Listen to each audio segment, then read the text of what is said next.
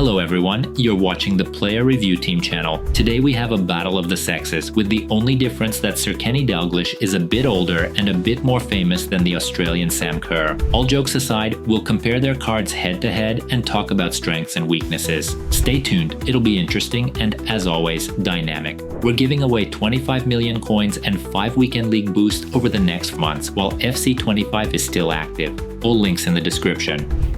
Let's start with chemistry styles. Kenny is best with basic, engine, or even architect for a controlled explosive acceleration type. For Kerr, Hawk is better to maximize pace and shooting and strengthen her physical stats. As you can see, our heroes differ in talents and price, but both are strikers with matching roles. First, you probably want to know Dalglish's pace. Silver Rapid and Quick Step plus his acceleration type aren't top tier, but still let him burst and occasionally escape. For example, here's a strong burst and solid distance speed, but it only triggers after a speed boost. That said, the lack of Gold Rapid is painfully obvious, and so is the lack of body power. Kenny struggles to outrun a player with lengthy pace and gets knocked off the ball easily on contact. Any slight contact ends badly for the Scot. Even with effort, Kenny can't push through defenders or instantly win the ball back like players such as Henry, Suarez, Kaká, and so on. You can't say the same about Kerr. For instance, after receiving with R1, she gets knocked off by Gullet, but uses her body to win it back. The Aussie is tougher, so she frequently tackles on her own and at least disrupts the opponent's counterattack.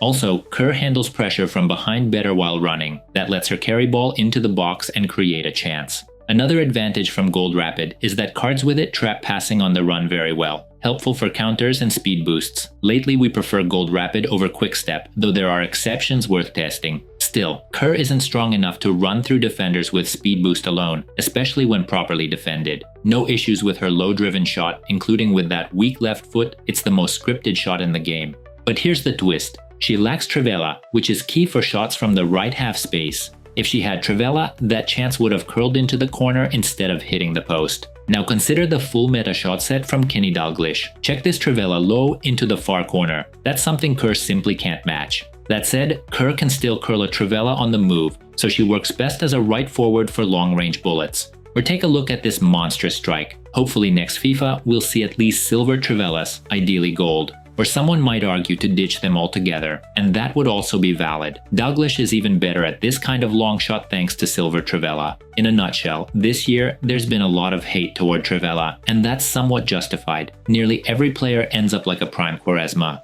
That said, finesse shots still go in often, even in real football, especially from left-footed players. That's why in-game finesse shots don't feel as insane as Trivelas. Although look at this shot and the keeper reaction, it raises some eyebrows. We're using precision shooting, which boosts those shots. As for Dalglish, his finesse shots, like all his finishes, feel 99 rated. Not that Kerr can't fire similar long-range shots, but Kenny's finishes are still superior. So if you build her, try to position her for her strong foot despite her 5-star weak foot. Another edge for Kenny is those so-called useless power shot, but even here, there's nuance. Instep shots on the volley still work. Actually, this looks more like a low-driven power shot that will only appear in the next FC26. After a flick with Trickster, you can whack something this beautiful, but you'll need practice. Of course, these shots aren't as reliable as finesse, so if you want consistency, just go finesse or low-driven.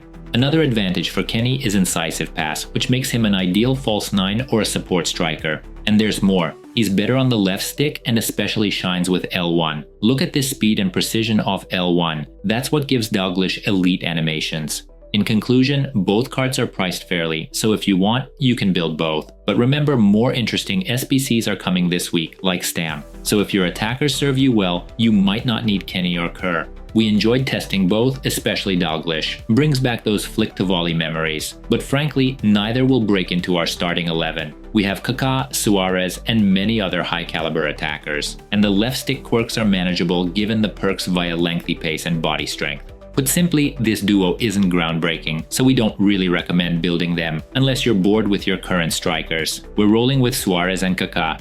If you have questions, just ask. We'll respond. Don't forget to subscribe for more insightful reviews. And remember, detailed ratings for Kenny and Kerr come tomorrow on our Twitter. Thanks for watching and see you in the next video.